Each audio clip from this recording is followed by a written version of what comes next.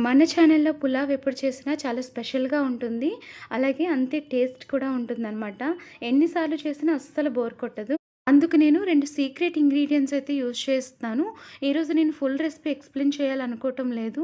కానీ నా special taste ingredients ఏంటనేది మీతో చెప్పాలనుకుంటున్నాను. నేను ఇదివరకైతే పులావ్‌లో పెరుగు వేసేదాన్ని. పెరుగు వేసినప్పటికంటే ఇలా పాలని గోరువెచ్చగా చేసి వేస్తే చాలా బావుంటుంది టేస్ట్. అలాగే ముక్క కూడా చాలా మెత్తగా వస్తుంది.